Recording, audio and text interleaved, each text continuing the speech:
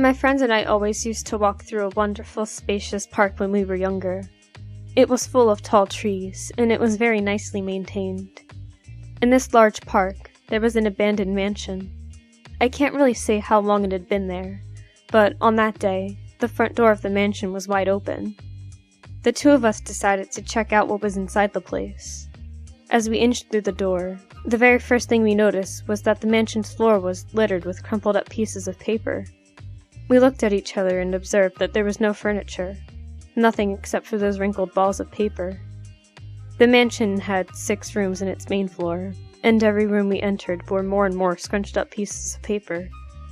We decided to open up one of the paper balls to see what was on the inside. Our curiosity had gotten the better of us. I picked up a single wrinkled piece, and, as my friend picked up another, I unfolded my paper, smoothing out its bends and dents. At that moment, it was almost as if a piece of a rainbow had emerged before our eyes.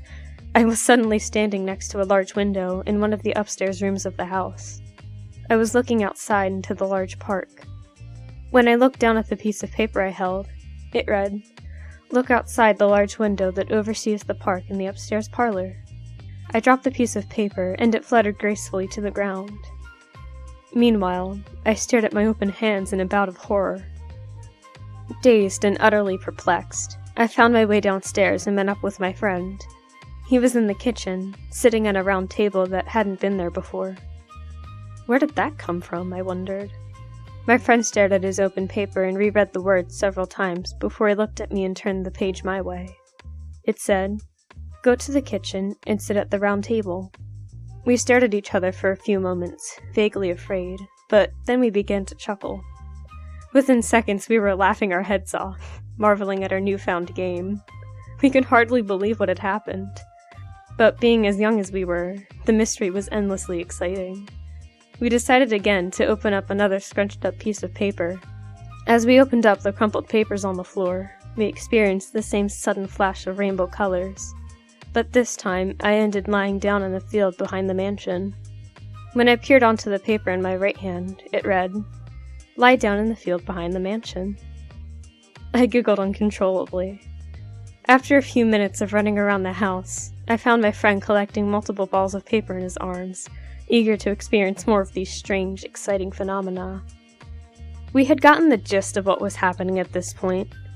We had no idea how it was possible, but we decided to have more fun with it. The supernatural always had a way of captivating our hearts. After a few more run-throughs with these strange mini-teleportation devices, I began to feel apprehensive. I wondered if, at one point, I would be placed somewhere I didn't want to be, or I'd be made to do something that I didn't enjoy. We continued, though. Minute after minute, we unfolded many papers and traveled through bedrooms, closets, trees. But then, after having been on the roof of the mansion, I stood behind my friend, dead on the living room floor. I didn't scream. I couldn't. "Murder him," I read on my crumpled piece of paper as I felt a surge of vomit and bile rising up my throat. Nothing came out, but the sickness in my throat spread to my stomach, my head, and my heart. I didn't know what to do. At this point, I began to scream and shout, praying to God for this to be a nightmare. I wanted it to go away. I wanted to rewind our day and be outside again, together, walking underneath the trees. All I could do was hide his body in a cupboard. I willed myself to be calm, and I hesitantly unfolded another paper in the hopes that the problem would correct itself. Once again I saw the colors of the rainbow, and I found myself standing behind a tree several meters away from the house. I could clearly see the front door. Within a few instants, I saw both myself and my friend walk through that door. I began to wonder if I had died or if I was having an out-of-body experience. I looked at the sheet in my hand, and the only words scrawled upon it were, "Time will repeat itself, a paradox will take place, and it will be allowed."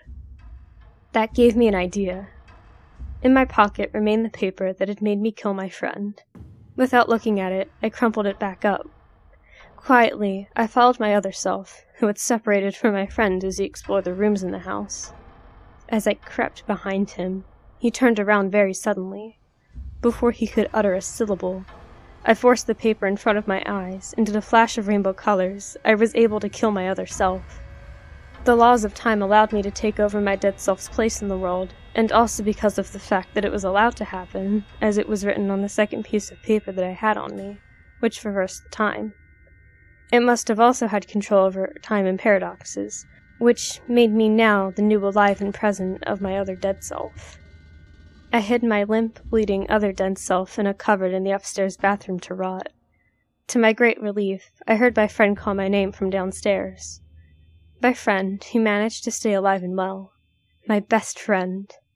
When I went downstairs, he greeted me excitedly, smiling childishly and being blissfully unaware of the situation. I pretended that nothing had happened. In a heartbeat, I told him that the house creeped me out and that it would be much better if we left. After that day, we never went near the mansion again.